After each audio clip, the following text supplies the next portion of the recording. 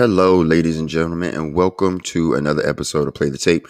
I'm your host, Derek J. Fields, and my guest today is a brother of mine that I admire. His story is very interesting. For full disclaimer, we are not certified, licensed, trained professionals. We're not therapists. What Play the Tape is a platform for support, community, and advocacy. It's a place where people can come up here and share their stories, their testimonies, their experience, strength, and hope. And with that, there's faith, love, and recovery. That's what we're here for. Play the Tape. So my brother today, my brother Daryl, he is my brother. I love him. And I am so thankful for you being on my show today, brother, taking time away from your busy schedule Yes, sir. to to share your story, to share your experience, strength, to hope, to let other people know that recovery works. And I'm grateful to you for that. And I thank you. And without further ado, my brother Daryl, how you doing this morning? I'm good, sir. How are you? I'm Thanks for ha- good. Of Thanks for course. having me. Thanks for Of having me. course. Absolutely. Yeah. Absolutely. You can start wherever you want to. Wherever your story starts for you, you can start there. Floor is yours, brother. All right. Uh, Again, thanks for having me. Okay, so my name is Daryl, Baltimore, Maryland. Where my story starts, I'm gonna go way back because it started way before it started. Um, I had, I had my upbringing was good. My dad was an entertainer. My mom was in the medical field. So it was a pretty good life. Um, there was a lot going on, but the issues started early. My issues started early on because again, my dad was on the road a lot and around the country and around the world singing, and my mom had to work. So it left a bunch of kids home to raise themselves, and that wasn't the brightest ideas, but it had to happen. Mm-hmm. We had to figure out a way to grow up and to live and to cook and to eat and to play and school and homework. We almost had to kind of do it on our own because by the time she got home, you know what I mean, it was late. And Where and did and you s- where did you fall in the order of the kids? Were you the oldest, I middle, baby? No, I was the middle. I was the Okay. middle. I have a younger sister and an older brother, and I was the middle. Mm-hmm. So it was again, it was difficult from the beginning just because of the dynamic of the family. Um, so again, my older brother, very intelligent, but he was always on the go and on the move. So it was basically me and my little sister, and therein lies where my issues started because I was a kid raising a kid. You know what I Mm-hmm. mean? Yeah. And again, that's where a lot of my decision making, a lot of my issues, abandonment issues, and that's kind of where my life went wrong. You know what I mean? Yeah. Um, and again, as I got older, if things would have been again, if things would have been, it's a thin line between a lot of stuff. If things would have worked out with my dad singing and how my mom was moving, then all would really be good. It was never bad, but it really would have been better because I'm sure we would have had nannies and you know how it Yeah. could Yeah. you know how it could have went, Yeah. but well, we were just that close not to have a nanny. So again, and we had a nice home, always had a nice home, always had a nice safe place and a nice safe haven. But that really, when your mind is going one way, and your life is a certain way, but your mind is going one way, it never, my life just never balanced out. So I Right. kind of had issues from the beginning. And again, I had to just basically figure out how to grow up, how to live, how to be a young adult, how to be an adolescent, man. Because again, and let me go back, because it was parties. It was always parties, because with the bands and the groups and everybody that used to come to town, they Mm-hmm. would come. They would come to the house. So it was, and I was the little help my mother clean up the house, and so it's little cups of vodka and cheap wine or whatever they was drinking back then, and again, that's where my addiction started. It started with the cigarette, but you know, it was because it was a party house. It was a bunch of entertainers, and you know what they did? The same thing they do now. Uh, so so again, you know, it's cups and cigarettes and cups and joints and you know all this stuff is laying around the house all the time. So I started at an early age, you know, doing what I saw them do. Um, so that's kind of where a lot of my behavioral issues started. Mm-hmm. You know, before 13, you know, 10, 11, 9, 10, 11, 12.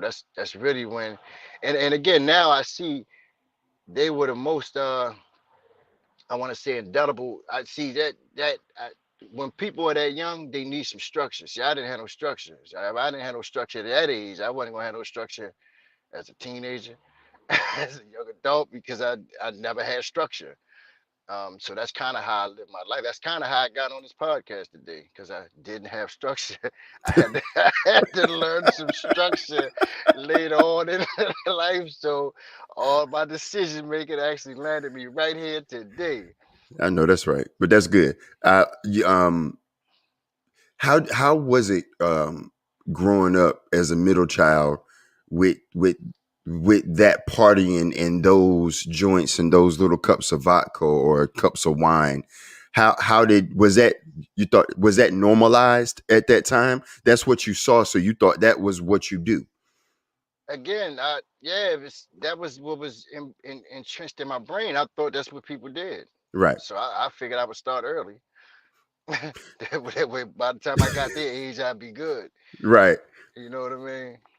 You was had spoke about how you your brother, your older brother was, in and out on the run, moving, ripping and running, doing what he had to do. And it Mm-hmm. was you and your baby sister. Mm-hmm. How was that? How did that responsibility of being 9, 10, 11, taking care of your baby sister, like shape Daryl right now? How did it shape Daryl as a teenager or shape Daryl as a young man? Because I know that didn't just stop instantly. You basically was taking care of her all the way up until Mm-hmm. Mm-hmm. Well, again, well, it a few things happen. One okay, thing happened is I learned how to take care of a woman or a young girl or a female. I right. had my little sister. I had to learn how Mm-hmm. to make sure my little sister was good. So that actually transferred into a lot of good areas of my life because I never, you know, always had long term relationships. Um, good girl, you know, pretty good girl, really good girlfriends. You know what I mean? So that Yeah. actually was one of the good things.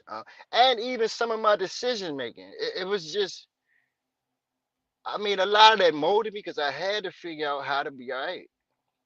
See, that wasn't a time where I figured out how not to be all right. Now, I did pick up some bad habits as well, but it also taught me how to cook, how to Mm-hmm. clean.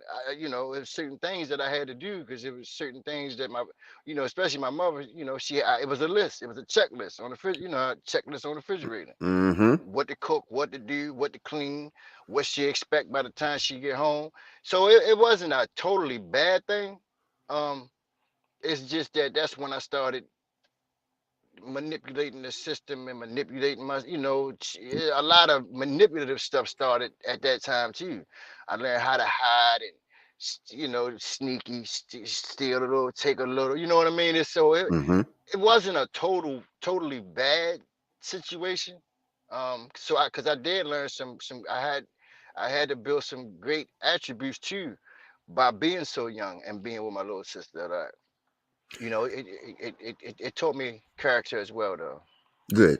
And that's the same side of the coin is understanding that even in the good, even in the bad, there's good. There's Mm-hmm. always light. There's always something to learn. And you taking care of your little sister gave you responsibility. It taught you at an early age how to be on that side of the coin responsible. But on the other Mm-hmm. side of the coin, it taught you, I'm a little high a little bit. I want to be a little manipulative. I want to be a kid. You know what I mean? Mm-hmm. Yeah. Mm-hmm. So at what point did your addiction or your disease actually started? When did you notice it was starting to? I guess what I'm asking, how old were you when you were like, okay, I'm starting to smoke a little marijuana. I'm starting to take a little sip here. I'm starting to incorporate these things that I saw as a child, younger child, into my teenage years. When did that Uh, start? uh, it started again. It never really stopped. It never really stopped. Is the thing. It never stopped. But again, I could control it because back then it was just reefer and drinking. Mm-hmm. You know what I mean? Like until I want to say maybe high school. Again, junior high was the same. It was, but again, I was in the sports, so it wasn't totally bad. I was always in the football and basketball, and so it was never totally bad. But it really got, again, it was just smoking and the drinking, then the hanging out and the partying. Adolescence, 15, 16. But that's when I really knew, waking up on the porch, yeah, drunk. Okay. You know what I mean? That's Yeah. when I was like, man, I didn't think it was that bad, you know. And then that's also when, I guess that was like the mid late 80s. That had been like the late 80s. So, it was a little drinking, a little reefer, a little cocaine. It's really how it started. Mm-hmm. And it was always in the house. I told you, it was Right. always in the house. So, if I would go again, sneaking, go through my father's drawer, shit like that, it was always a little bag, coke, shit like that. So it was always around. And again, I used to get my ass ripped because he used to come out the road and he would know how much was in there. And he come Yeah. back, it be this much. He come back, it's this much.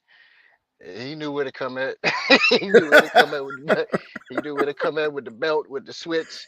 He knew, and again, see, it was always around, man. But that's when it really, I want to say, probably 15, 16. It was because again, by then, well, listen, but by then he was off the road. He came home Mm-hmm. because the family was falling apart. So he gave up the singing, came home, went back to college, and got a job. But by then I was gone. You've been What do you gone mean? all my, What do you mean huh? you were going? What do you mean you were going? The streets had raised me. By then, Okay. he coming home talking about cleaning the bathroom and doing, chores and stuff like that. Mm-hmm. But by then I'm like, I don't even know you. So really by then I was already, my mindset was already like, I'm just gonna do what I want to do. I've been doing what I want to do, so I'm gonna continue. You know Right. what I mean? So Yeah. I was kind of, I was actually gone by then. He couldn't tell me nothing. I didn't want to hear nothing. And now that I've been doing some step work, now that I'm in recovery, I kind of see what happened and see again, where everything went wrong. Me and his relationship, even though we cool now, but I had a lot of resentment from, by him being gone all them years and then coming home and trying to run the house. I didn't like that, Yeah. It truthfully. just yeah. It just wasn't sit. It didn't sit well with you. Yeah. You Right, just yeah.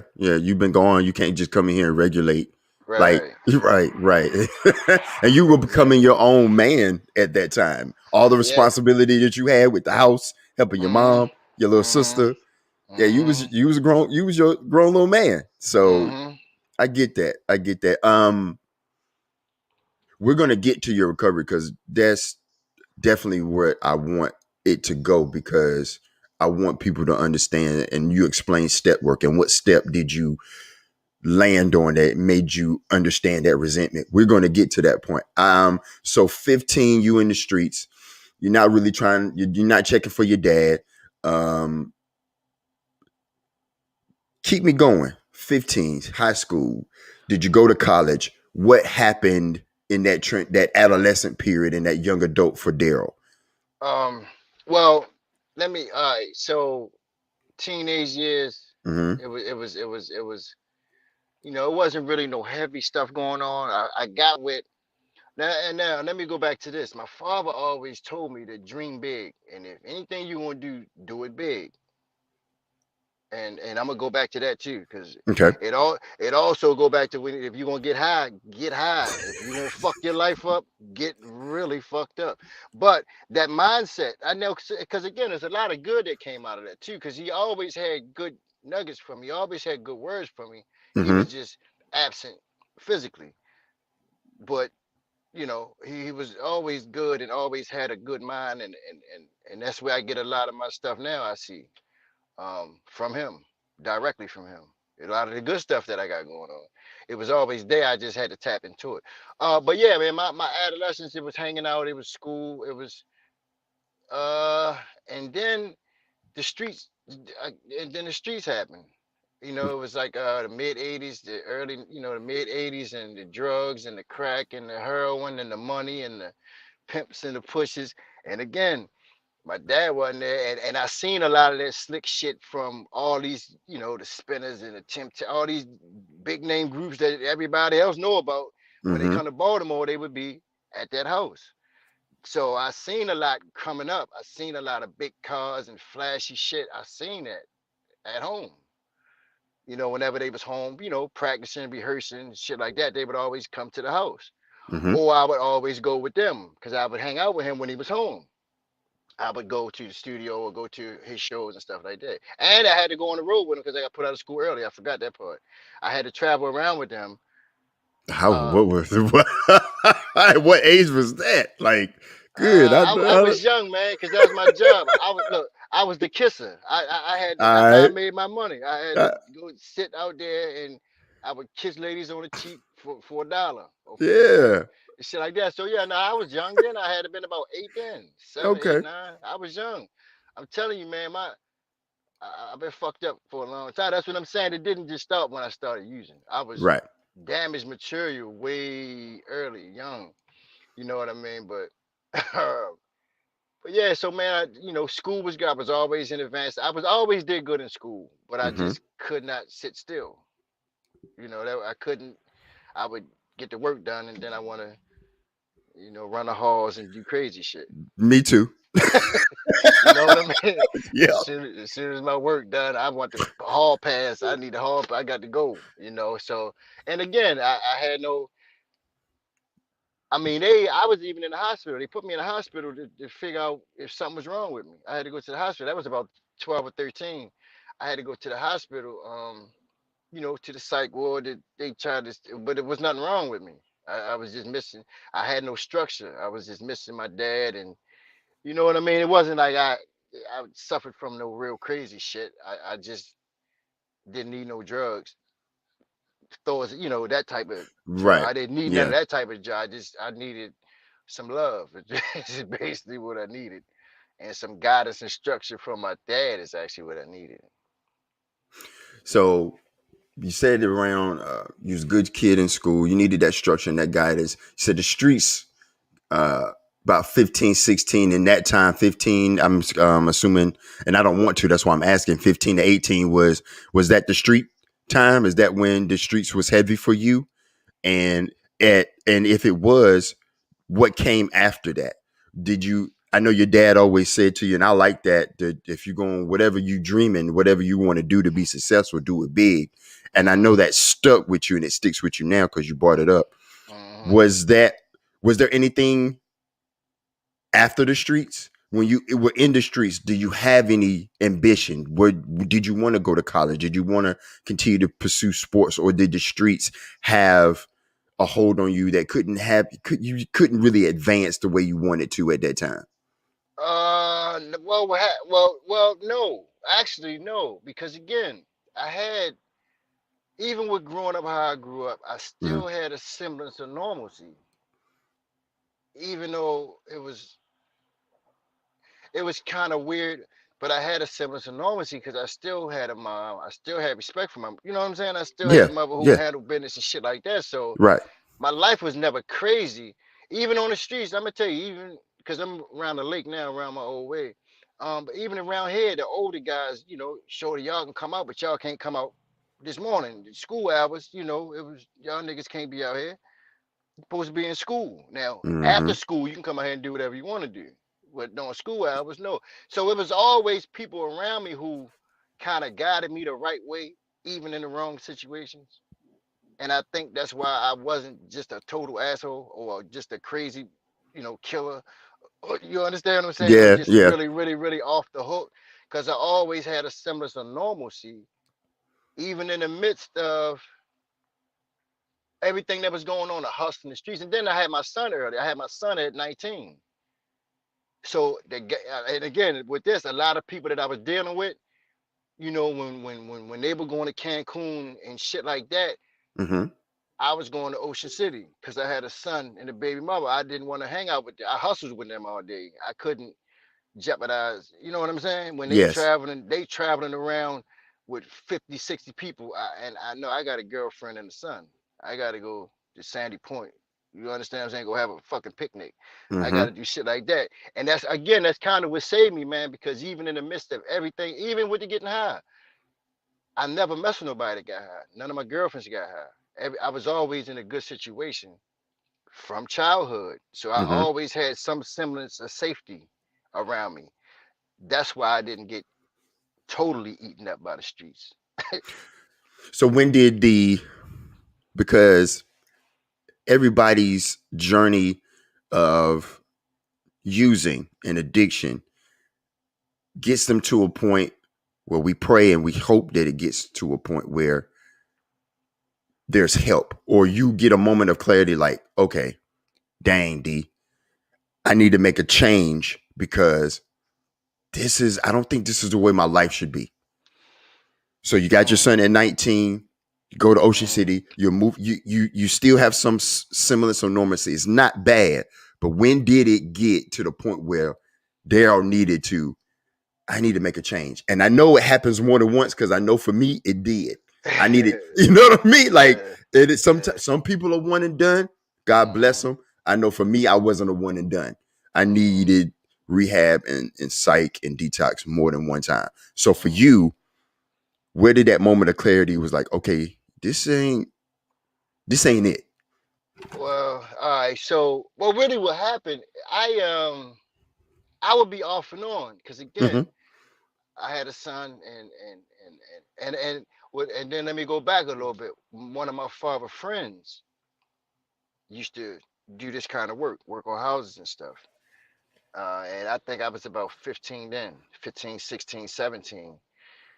And he used to pull up on the block and he would take all his tools and put them in the house. And I said, Mr. Cotton, look, we out here all night. If somebody gonna come through here, they gonna trying to rob us. They ain't gonna be stealing no goddamn tools. They want, you know what I mean? So I was Yeah. like, you ain't gotta, it was one of them things. Like, listen, your truck is good. And he was like, Lil Bell, one of these days I might need you. And I was like, man, I sell dope and coke. I'm not working. And Right.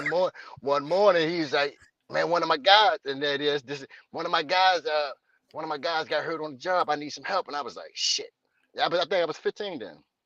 I said, all right, because I kept telling him that I'm gonna go. I said, all right, cool.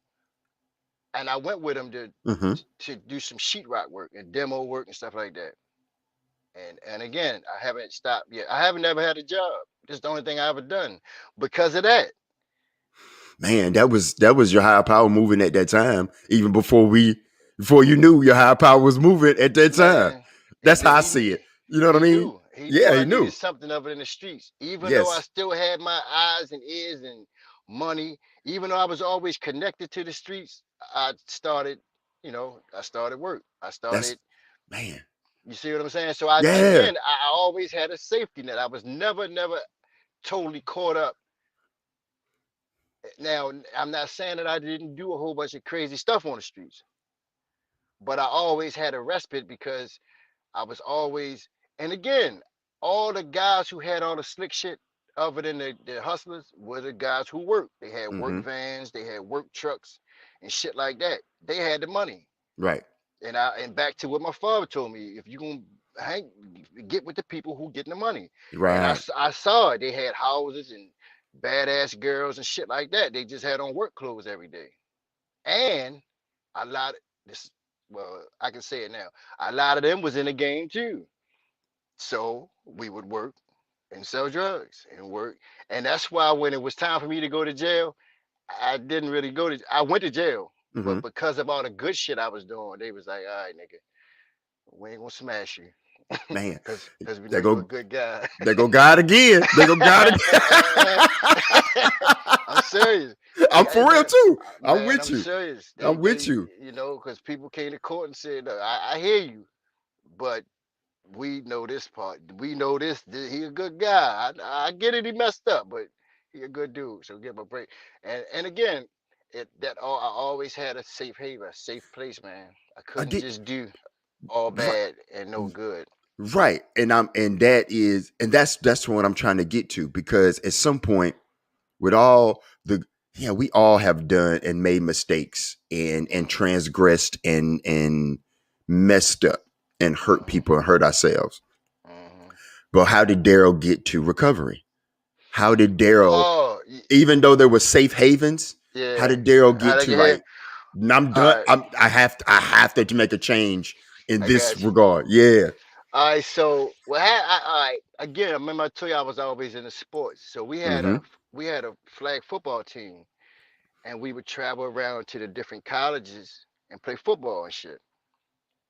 One weekend I'm playing, but it was just a bunch of homeboys. We get together, go get some food, go out the county. It's a group of them out there. You know what I mean? Mm-hmm. A group of us come from out Baltimore, and we would travel around. Homeboys, same shit. We all hustled. We all sold drugs and shit, but we was in the sports, so we would travel around and play football against other groups of niggas, other groups of people. You know what I mean? Mm-hmm. Y'all get y'all's, we got ours, we'll meet up. So what happened is I broke my back. I broke my back, and this had to been, I think I was about 23 or 24 then. See, this is when it all started falling apart. I broke my back, man, and they put me. I was paralyzed for a year. But when I went to the hospital, I went to, they put me on morphine pills and shit like that back then. They put me on some strong ass pills, and you know me. And again, I was selling dope then, so I had dope, and I had tried it, but it made me sick, so I never really did the shit until after I broke my back, because I had a decent amount of money then. You know what I Mm-hmm. mean? And I had a lot of shit going on then. But again, I would just smoke weed, drink, sniff a little coke. I never really did heroin until that I broke my back. Once I broke my back, I had a bunch of this shit and I had a bunch of money. And I was down for about a year because I couldn't walk. And my man was like, "Well, go ahead, you know how it be. Boy, go ahead, take a blow." And I Yeah. remember how the shit, and I was like, "Nah, that shit gonna make me sick." He said, "Nah, cause misinformation. Mm-hmm. These motherfuckers ain't doctors. No, Nope. you ain't gonna get sick." And he was right because I was already on the morphine pills. So I started sniffing that shit, and that had been about I was about 25 then. And that's really when shit fell apart. That was about 95, and then I got addicted to heroin, um, smoking coke J's and shit like that, drinking, partying, all that shit was still going on. Um, but that's really when my addiction took off. Mm-hmm.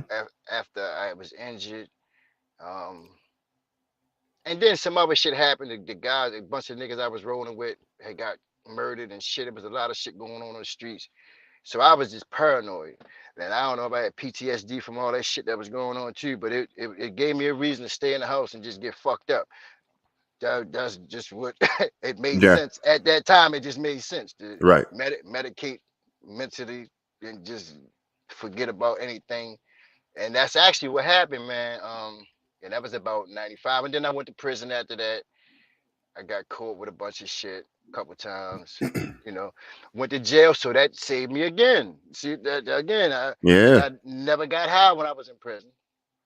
Again, but I all some kind of way and high power, Absolutely.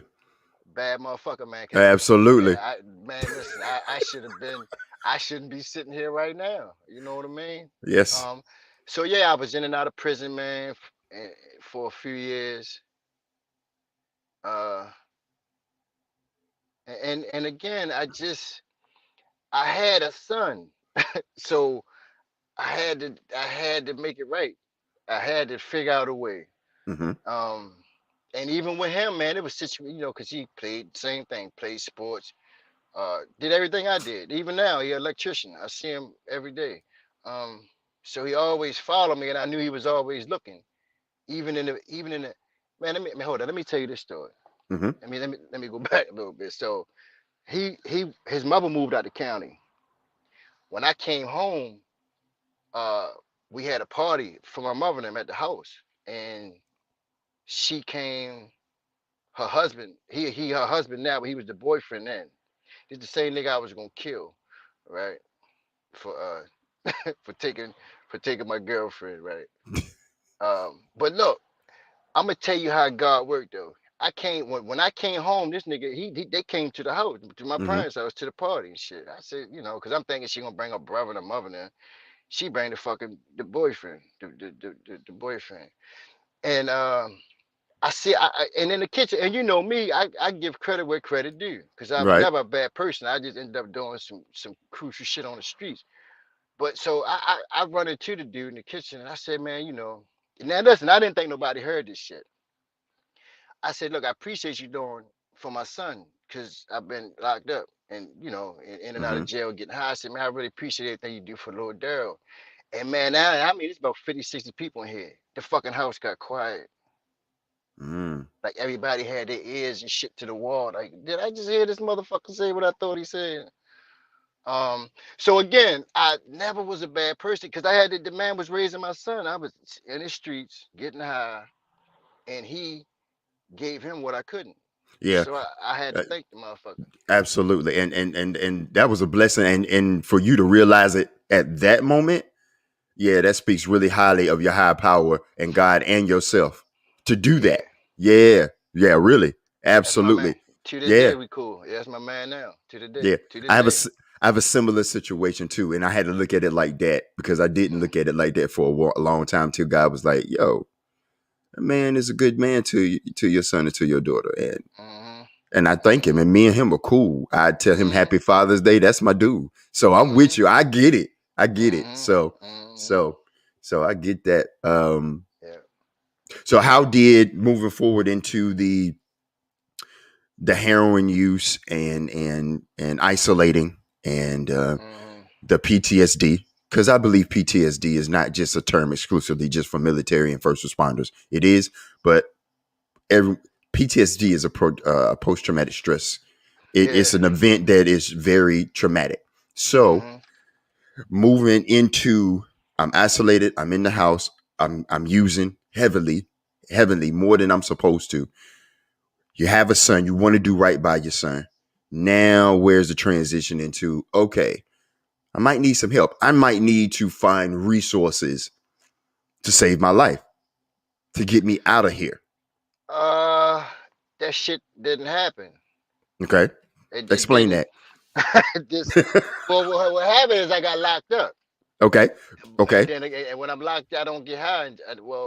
I didn't get high in prison because I had to be on my shit. You see what Right. I'm saying? So So I after prison, so you didn't get high during prison because, of course, like you said, you had to be on your P's and Q's. no, and then and again I came home, Mm-hmm. um, and started using again, started selling and using again. See, Okay. that was if I didn't start selling, I wouldn't start using because I wouldn't be around it. I kept putting myself in the midst of that shit, Mm-hmm. and I did not know how to say no because I didn't know I was an addict. I just thought. Let me tell you this: I didn't know I was an addict till I ran into my man. I had got locked up, and I ran into my man over to jail. He was like, "Sure, you messing with that shit uptown?" I'm like, "Nah, you know I was lying like shit. Nah, Mm-hmm. I'm good. It's fucking June, and I'm in there with a wool blanket wrapped around me. These niggas out there playing basketball. It's the middle of the summer. It's fucking 100 degrees in a joint, and I'm in that motherfucker cold." And he said, "Sure, you been getting high." That's when I really realized I had a habit. Okay. I didn't know nothing about that shit. I just thought that, if my stomach started hurting, I take a few blows, I'm good. I did not know I had a habit until that day, and then I was like, oh shit. Yeah. And then, Yeah. Go ahead. uh, No, go ahead. Uh-huh. but then I got bailed out, and when I came, I got bailed out, and I was out here for a minute. Um, Everything was good. I was still hitting and missing, because again, it just seemed normal. The Mm-hmm. shit just seemed normal. My stomach started hurting, or I'm sluggish or don't feel good, and I would be okay in the house. But as soon as I want to do something, I had to get up, and then go about my business. Um, and that's when I really realized that I had a habit, but I still didn't do nothing about it. I still kept thinking that I could fucking lay in the house for 30 to 20 because again, I always had a place to go. Mm-hmm. I was never homeless or none of that dumb shit. I was always a good person. I just got high. You didn't have to hide your fucking pocketbooks and all that shit around me because I was a hustler. I didn't, not to say I ain't steal shit from my parents. I did some dumb shit before, but that wasn't my shit. You know what I mean? I Yeah, wasn't. I wasn't the one to come in and steal everything out of the fucking house. I always hustle or work for mine. But yeah, that's when I realized I had a habit though, man, and I didn't know what to do. I didn't know what to do. I knew I sniff some more dope. That's what the right. fuck I knew what to do. But it don't feel good. I'd go get high. Yep. Um, so I didn't know anything about no recovery until recently. When was And okay then? So when did that happen? So when did the uh, because we got like 20 minutes and I want to get your recovery story in oh, too. I Yeah. so I got clean in '05. Here we go with Mm-hmm. this shit again. My old girl, one of my girlfriend broke up with me, and I was gonna kill her and the nigga again. Back to this shit again. So I got clean Christmas '05. I didn't use again until 16, until 2016. I didn't. What happened at that at 2016 to go from '05 to 16? Congratulations. Because and I say that because that's still an accomplishment. That's still a positive. That's still a good thing. So what happened at 16 in 2016 to have you use again? Again, I was always around it. Mm-hmm. Um, and again, I didn't have no weapons. I didn't know nothing about recovery. I didn't know nothing about no step. I didn't know nothing about no literacy. Matter Right. of fact, I didn't know nothing about no motherfucking meetings. And I live in Baltimore City because they wasn't the questions I was asking. I didn't want to know who the fuck was clean. I wanted to know who was dirty as shit. Who tell me where they good shit at. Yeah. So I, Right. I had no idea that all this recovery was happening in a city like Baltimore, which is a heroin city. I did not know. So I got clean. Oh, I started back using it in 16. Mm-hmm. I went to Philly. I went to Philly to rehab, did good, came back home, but still wouldn't work no program. 90 and Yeah. 90, find a sponsor, any of that shit, I wouldn't do it. I would come home thinking, all right, I found a new way.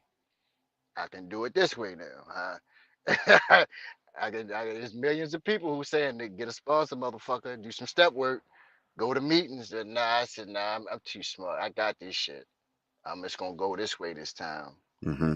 And so yeah, so I went to Philly, stayed up there about 6 months, 9 months, came back home and got fucked up as soon as I got picked up. My man then picked me up, took me out for some crab cakes and a beer, Corona. As soon as I get back, I still had my bags and shit in the car because I figured I could drink now. See, again, addiction and disease, man, it's cunning and baffling in the cities. This motherfucker will Mm-hmm. come to you in some other ways, man. So Mm-hmm. it just kept me thinking that I could do it this way and I would be okay. I could do it this way and I could be okay. So I went to Philly, came home, relapsed. I went right back to Avery Road in Montgomery County. Went down there, got my shit together, came back home. Oh no, let me go back. I drank that night. My son got married in Atlanta. I chilled out the whole rest of that year. My son got married in Atlanta, and I got drunk at the airport.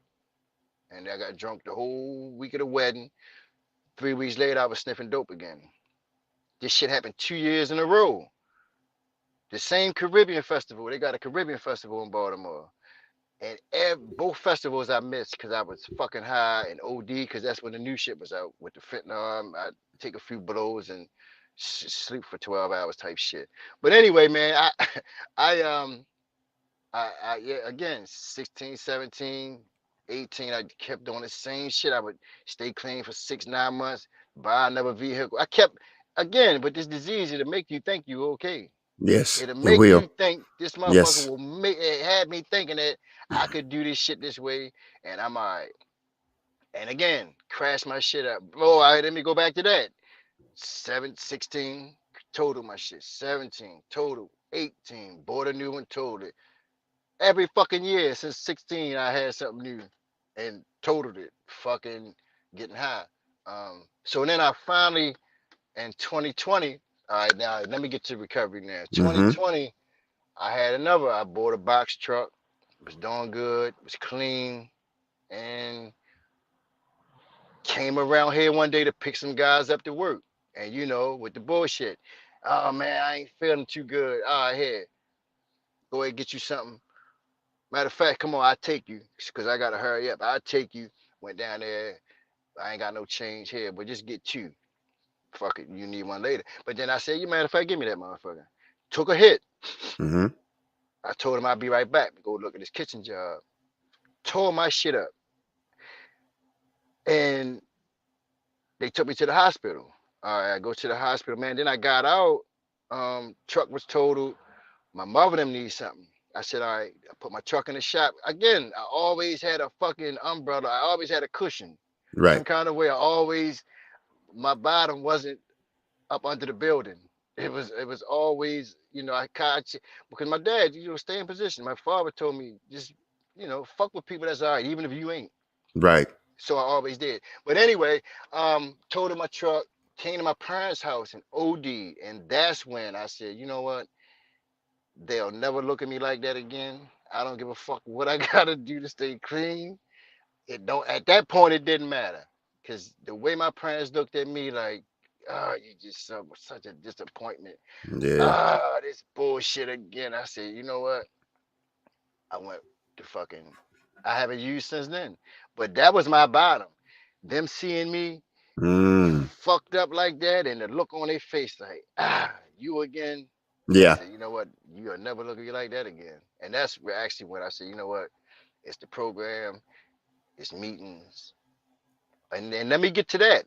The first Zoom, now mind you, this shit happened in Zoom. I got clean on in Zoom. Mm-hmm.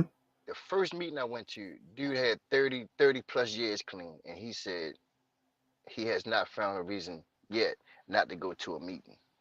And this was over 30 fucking years. I said, I guess I'm going to meetings the rest of my life. Fuck Yep. that. If it worked for him, this shit gonna work for me because I can work, I can maneuver my way through anything else. I've done it. Yes. So now I'm here. I said, fuck it. Let me go ahead and do what I gotta do because I just don't want to be an average ass recovering addict because that's just not what I do. I want the best that recovery has to offer me, and with that, I had to put in some work. I had to do I, everything that was suggested. I mean, I like that.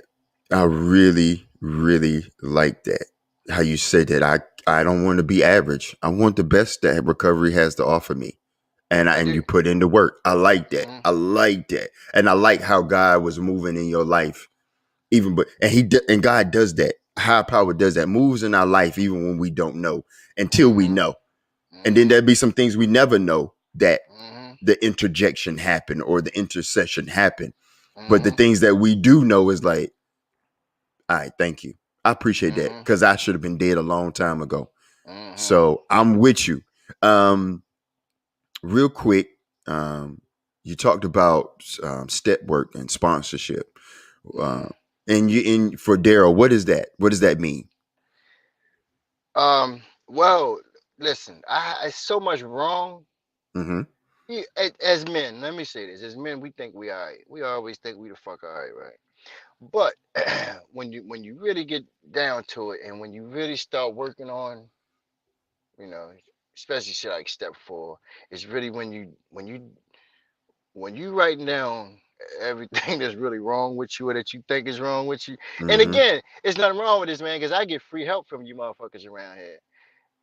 So I appreciate it. You know what I Yeah. mean? Yeah. My sister addicts and brother fellow addicts, man. Listen, everything that you can imagine is in these motherfucking rooms.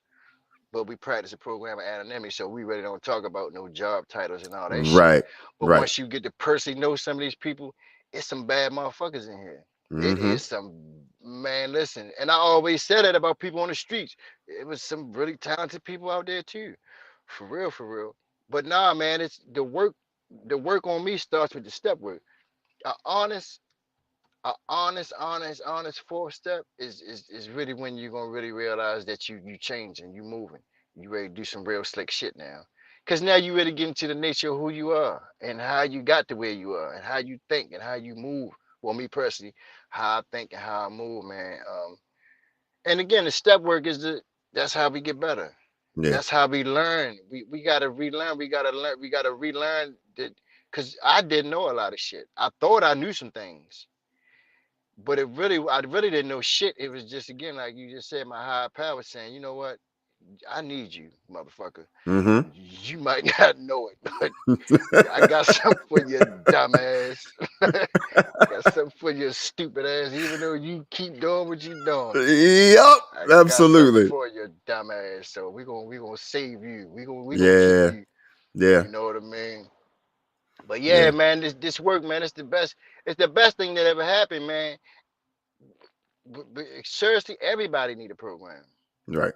I I agree with got that. I got people who don't get high doing step work because they fucked up and their lives have become unmanageable.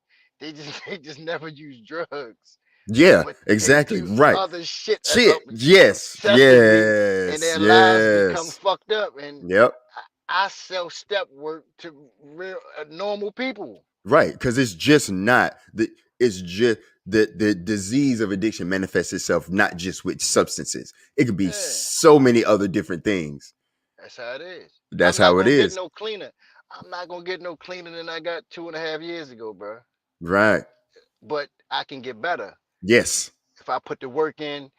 And again, even around here, connecting with the right people, doing the right Mm-hmm. things. I don't sit around here. It's people, man, that sit around here playing just because they clean. That shit ain't enough for me.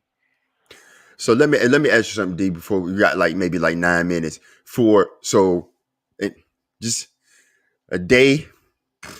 You're a little depressed. You're a little sad. Things ain't moving the way you think they should move. Hmm. You're still, of course, you're clean.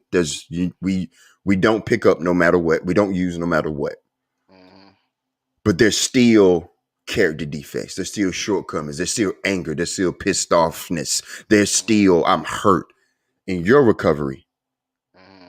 in your experience, how do you deal with that? We got like 10 minutes. Give I me that. that well, I sit still, and I got people. I got men and women that I trust. With not only do they they got me in recovery. They Mm-hmm. get me through recovery, but we practice these principles and all that fast. The shit that I'm learning in here, I take out here to the business world. Okay. Everything that I get on this side of recovery, I turn around and I utilize it.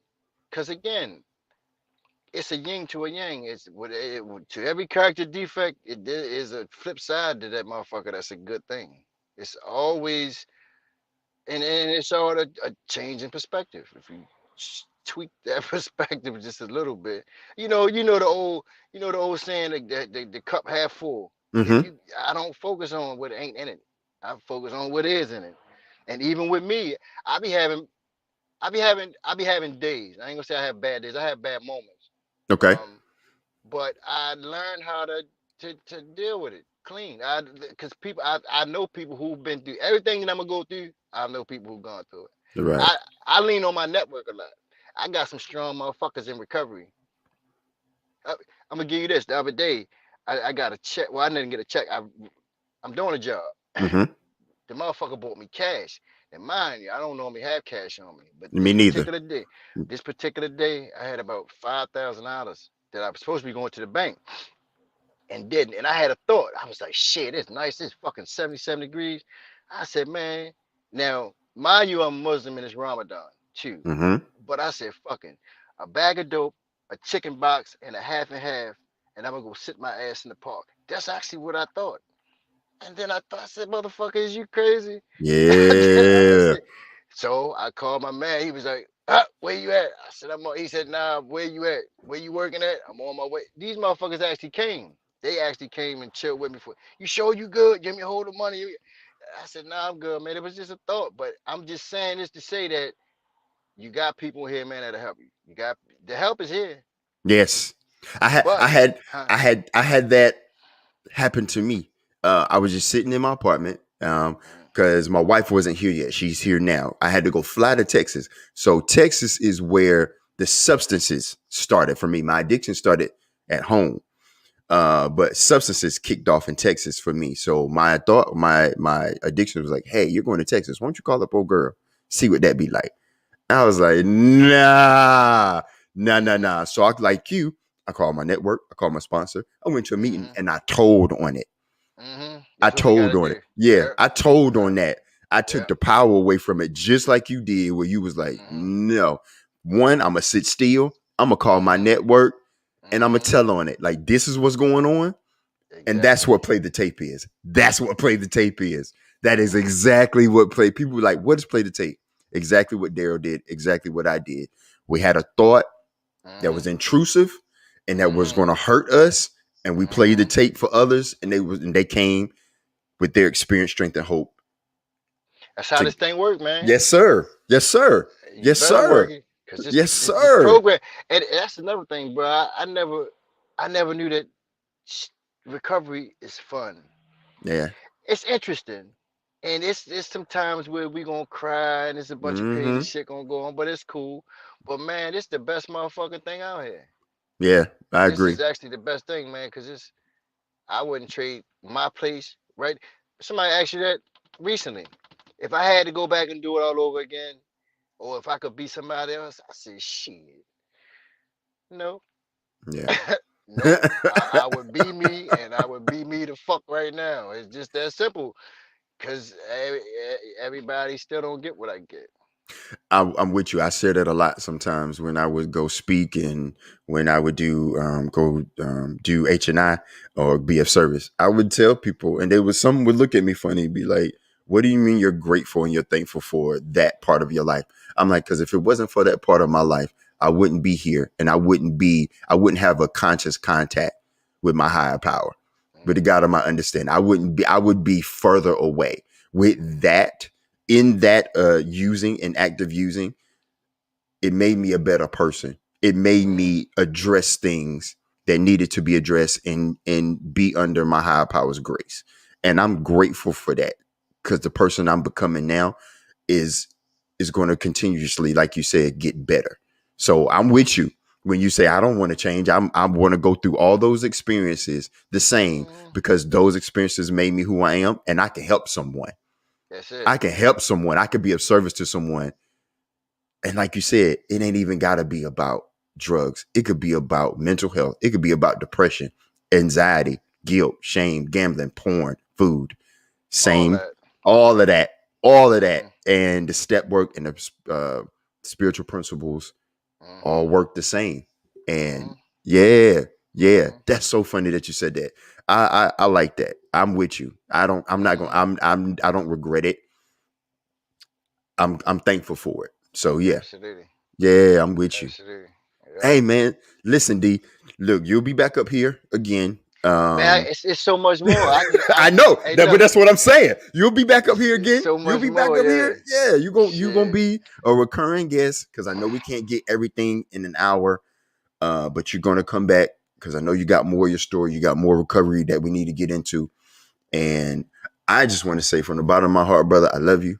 And I thank you for doing this and being a light to those people like us that are still in the dark, that don't think there's hope. And there is hope. You're looking at it. You're looking at a man, my brother right here, that is working his Hmm. recovery program, and it is working. Not only is he surviving, he is living. He is a survivor and he is living joyous, happy, and free. And That's that's a it. blessing. And I'm so grateful for you being up here today, brother. I really am. Yes, sir. No, not a problem. You Yeah. gotta look. You gotta invite me back, man. It's so Oh, much more. I It's so know. much more, man. This I shit just know. I know. I can tap in and make it get shit, man. Bring me back. I got some stories for your ass. I got you. Yes, you are coming back. You are coming back. Life is And something, man. It's a yes, it beautiful is. thing, though. It's a beautiful thing to survive that shit and to be right here, right now is actually awesome. Man, Truthfully. listen, this gives me joy because it's like every time I do an interview, I learn something new every time for all the people that I've interviewed, all the testimonies and the stories and the experience, strength, and hope that y'all share, that we share together.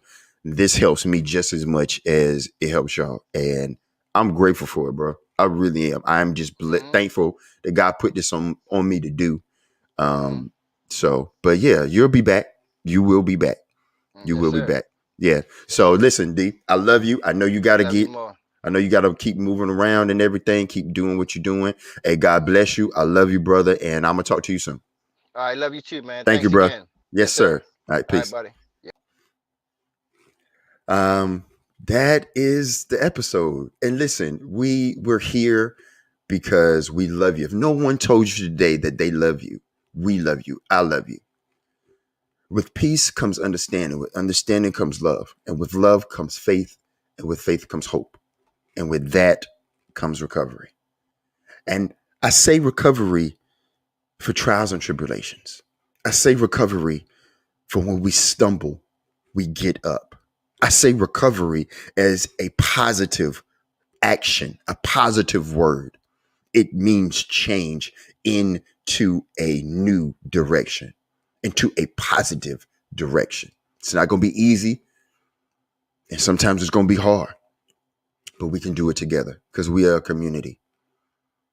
And until next time, I love you. God bless you. Peace.